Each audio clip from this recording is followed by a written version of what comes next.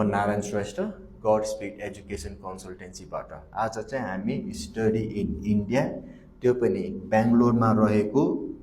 Bangalore technical institute जुन चाहिँ VT युनिभर्सिटीबाट affiliated छ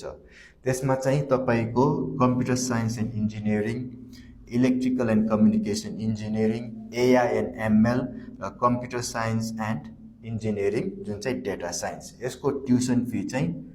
9,50,000 IC छ भने computer engineering information science and engineering info science and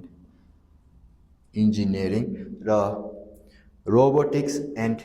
artificial engineering robotics and artificial intelligence को चाहिँ 8,50,000 छ है। यही कलेजमा सिभिल इन्जिनियरिङ या मेकानिकल इन्जिनियरिङ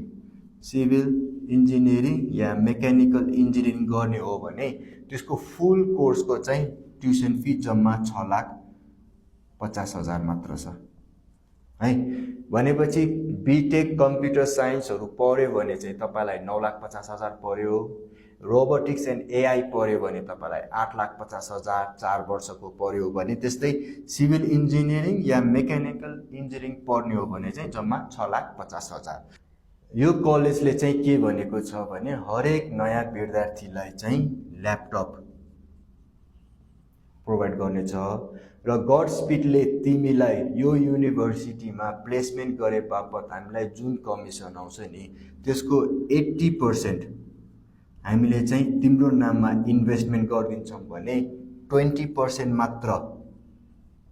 गड स्पिड एजुकेसनले लिन्छ है। त्यसैले यदि तिमीलाई बेंगलोरमा बीटेक कोर्स गर्नु छ सिभिल इन्जिनियरिङ कोर्सेसहरु गर्नु छ भने आजै गड स्पिड कन्सल्टेन्सीलाई चाहिँ कन्ट्याक्ट गर्नुहोस्।